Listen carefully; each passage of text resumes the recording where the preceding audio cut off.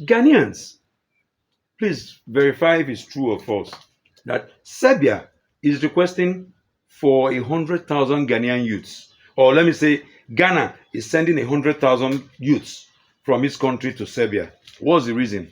Serbia is experiencing what a lot of European countries are experiencing right now: an aging population and the migration of its youths. Okay, so what does that mean? The old people are not giving birth and they are getting old.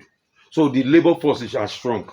Then on the other hand, the youths who are supposed to be in the market, employment market, are drastically immigrating to other Western countries. Okay, like England, they are going to France, they are going to Netherlands, they are going to America, they are going to Canada. If you look at the Serbian population, lots of their youths are abroad. Now, the Serbian government and the Ghanaian government and the Ghanaian government came together and said, you know what?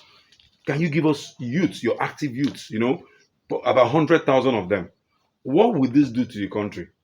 So I'm just going to leave it as evidence. I'll show you this video. After the video, you tell me what you think about it, okay? We also, in our discussion, noted that Serbia has an aging population and will require a labor mobility agreement taking full advantage of Ghana's very young population with a median age of 20.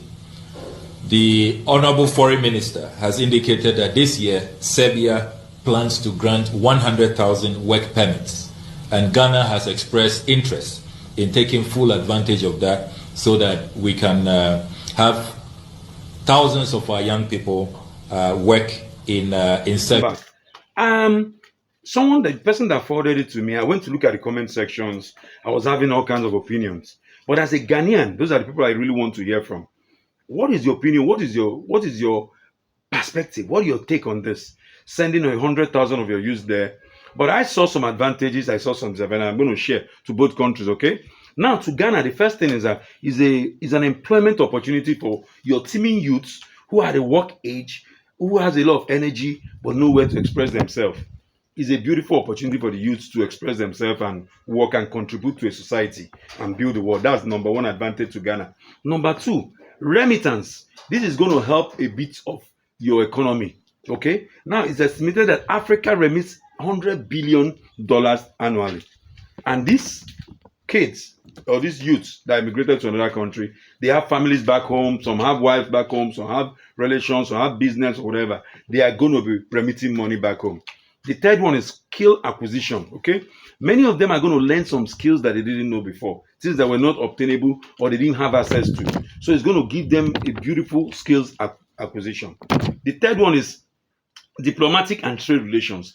This move is going to increase the diplomatic and trade relation between Ghana and Serbia. Okay, then on the trade part, lots of Ghanaians will start moving some ideas and things they learned in Serbia back home, the technical companies and all that. Okay, now the next one is the ease of population infrastructure. So what that means that for Ghana, the pressure they have on the youth, complaining, no work, demonstration, this is going to ease up a bit in Ghana because they'll be looking on forward the next year. Maybe another 100,000 will go the next year.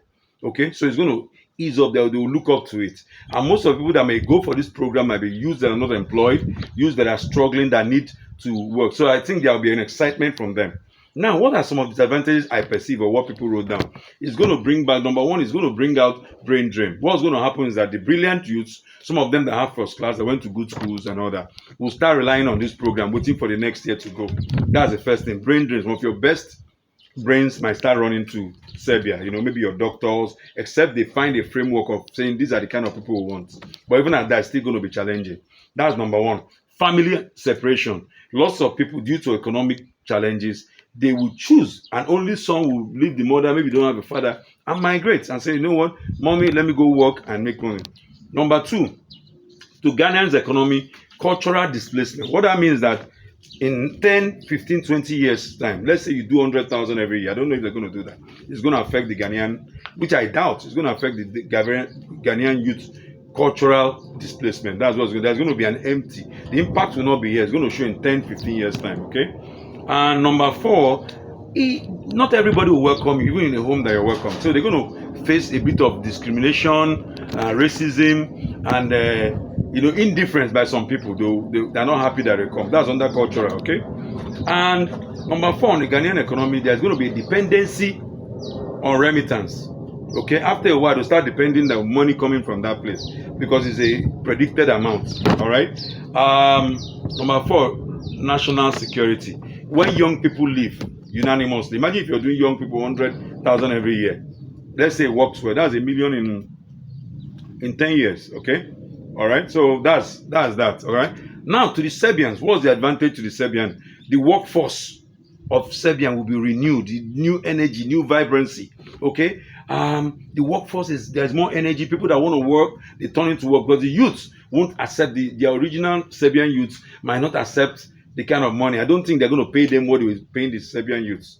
Okay, so but these guys are excited to work. Is a new environment, a new culture, and Ghanaians, being the hardworking people they are, in fact, they'll display those people in hard work. That's number 1.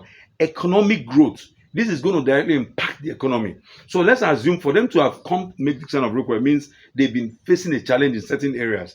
Now let's say I have a farm, I have a factory, and I've shut it down because our youth don't want to work, which is happening almost everywhere in the world. Now even in Nigeria right now, youth don't want to work, and you get a crop of people, so you can pick, you can select, you can pick the best for us to work. So there's going to be an economic growth in it. Okay.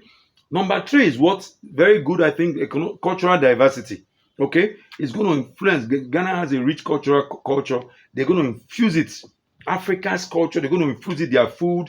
They're going to bring a new vibrancy to the Serbian culture. Serbia has a very rich culture, and you now add it to add Ghanaian one to it. It's going to be reinvigorate.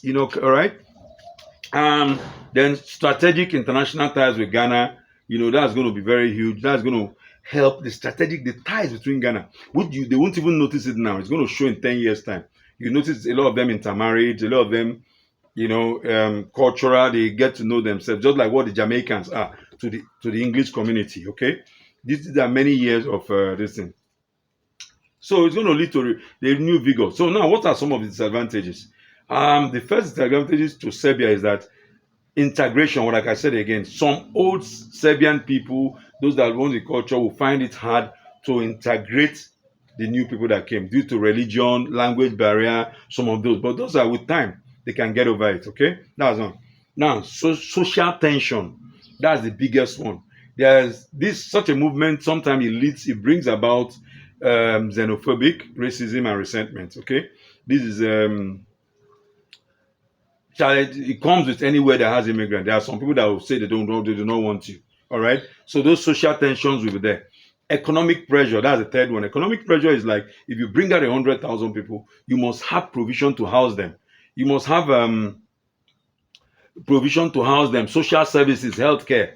You don't just bring them and leave them on the street. So you must make adequate. So it's going to put a bit of pressure on that, on the Serbian system. Okay. Now the fifth one is what might be a big challenge, which is identity politics. Now, in as much as it's helping the economy, no matter even people you want to help, there will be people that will fight and say no against it. Okay, this move is likely going to produce a lot of nationalities movement, like you have in UK, you have in Canada, you have in all these places, like you have even in Ghana. Those of you saying Nigeria must go, you have in South Africa, you have in Nigeria. Some people in Nigeria will say Ghana must go and all that. He always breeds that. Okay, so there's going to be nationalistic movement and anti-immigration movement that will fight it. Okay, so those people, and then the final one for the Serbian disadvantages, there may be uneven development. So what do I mean? Most times when migrants move to UK, they move to England, most of them want to stay in London. People don't want to stay on the outskirts. So what the government has to do is, as you're bringing these people in, you equally, if there are 100,000, you share them, maybe 100,000 to different communities. So if not, there will be a cluster of communities in the city, and even the immigrants will not want to migrate. Okay, so there must be a rule that if you go to this place, you must be in that place for 5 to 10 years before you migrate to the city, because there's a tendency that majority of the people will only want to be in the capital of Serbia. That's where they want to be. So I want to ask though, after this, I've listed the advantages and disadvantages. Ghanaian, what do you think about this move? Some people think it's wonderful, it's beautiful. Some people think no, that is slavery repeating itself again. I don't want to say my own point, what I think, And as a Serbian, your population is dying, people are getting aged. What do you think this is going to bring a new vigor to your economy? You know, a new energy. What do you think? Are the politicians just trying to play games? Do you think it's going to affect your culture in the long run? What do you think? And as African, those are the three voices I want to hear. And as African, what do you think this is a start to a new form of immigration where at least instead of going to ask for visa being refused, people can go economically work and decide if they want to leave and come back when they want. If the other countries emulate this method, what do you think will happen? Would there be less pressure on migration?